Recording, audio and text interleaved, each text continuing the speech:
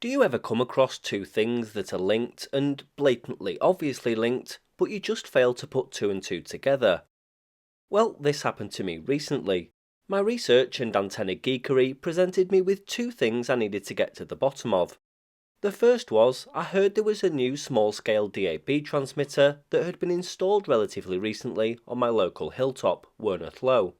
The second was, I found a brand new antenna installation on Wornath Low and wondered firstly how it evaded me for 6 months or so, and secondly what it was and who was running it.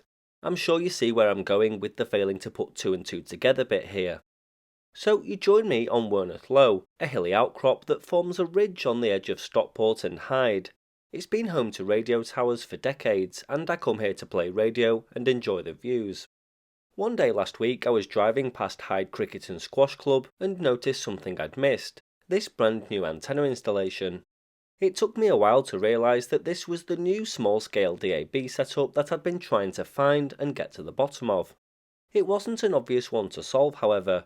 The small transmission hut isn't new, and there's absolutely zero signage to indicate the presence of a transmitter here, let alone its purpose. One clue, however, is the label on the antenna. It gives us the manufacturer, TRS radio structures, and gives us an operating frequency of 195.936. Monitoring the frequency close by on a spectrum analyzer revealed a strong and broad signal. This is when the penny dropped, it's a DAB frequency. Let's quickly get some terminology clarified first. DAB means digital audio broadcast. DAB sends audio digitally over radio. One way in which it differs to FM and AM is that it can send the audio from several different radio stations on one frequency. This is known as a multiplex. Small-scale DAB is the same, except it broadcasts to a smaller area. So where DAB broadcasts to large parts of the UK, small-scale DAB only broadcasts to a town or part of a city. Ofcom says, and I quote, "The ethos behind small-scale DAB is to provide a third tier of broadcasting to complement national and local multiplexes by targeting towns or parts of large cities." Small-scale DAB is more affordable as it uses low-cost transmission hardware and open-source software. The transmitter site has been set up as a sort of network by Stockport Community SSDAB Limited, a collaboration between Stockport 1 Digital and 107.8 FM Limited, also known as Stockport Community Radio. Stockport Community SSDAB Limited invested £25,000 to cover the capital costs of launching the DAB Multiplex, and a further £5,000 as a contingency, meaning a total initial investment of £30,000. The aim is to cover the Stockport Polygon licence area. Now I know what you're thinking, what on earth is a polygon? Well, the country has been split into these areas or polygons. They're called polygons, but these circles represent the northwest UK polygons. The aim is to cover as much of the Stockport polygon as practically possible, and to do this, two transmitters have been set up. One is here at Ratcliffe Towers in Stockport, and the other, the subject of today's instalment, at Wornath Low in Hyde. This one acts as a sort of filler and booster. The whole thing is known as the Stockport Small-Scale DAB Multiplex. Before any of this was put in place, however, a licence had to be applied for. Periodically, licences to operate a DAB multiplex are advertised in each polygon. The whole thing is competitive as the radio spectrum is a somewhat precious and finite commodity. Multiplex licences are only awarded to body corporates like a community interest company or a company limited by shares. Holding a multiplex licence comes with various responsibilities, for example making sure that the multiplex actually works all of the time. Many radio stations pair up with a multiplex operator when applying for a multiplex licence, but we'll come to this soon. As I said, small-scale DAB radio multiplexes are awarded by Ofcom in a competitive process. Applications are judged against strict criteria, and Ofcom awards the licence to the applicant which it considers best meets the criteria. These criteria include how much money you can cough up, spectrum availability, competition, whether an audience's needs can be met, and if there's even an audience at all.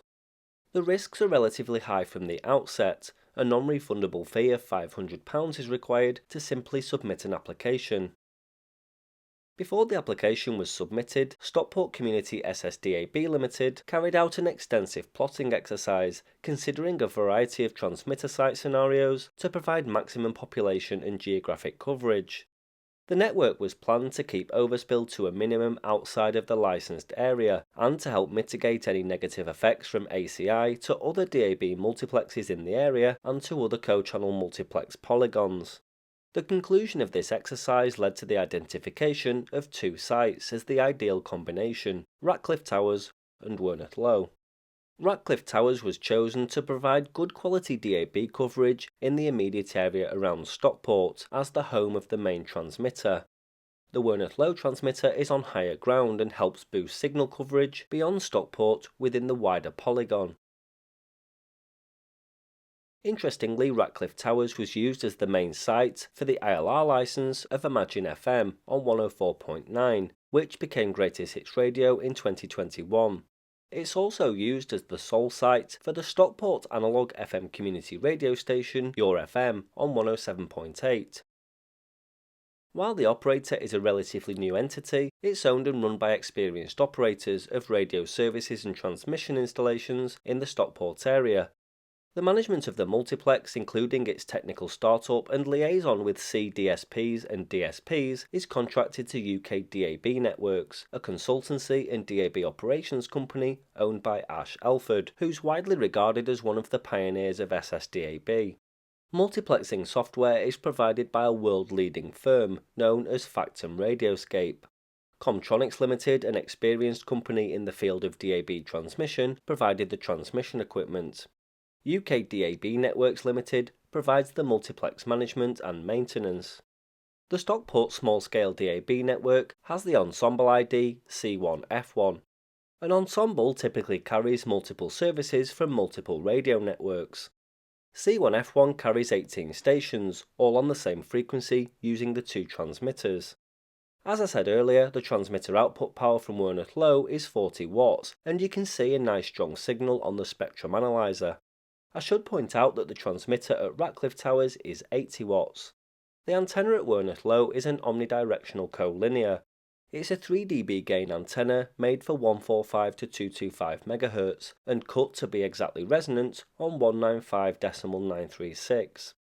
As the frequencies allocated to DAB are not particularly easy to remember compared to FM, for example XFM 104.9 and Key 103, they've been allocated a code known as a frequency block. The block carried by C1F1 is block 8A, or 195.936 MHz. So that's the Wornath Low small-scale DAB setup. If you'd like to see more transmitter tours, I'll leave a link to a playlist in the description below.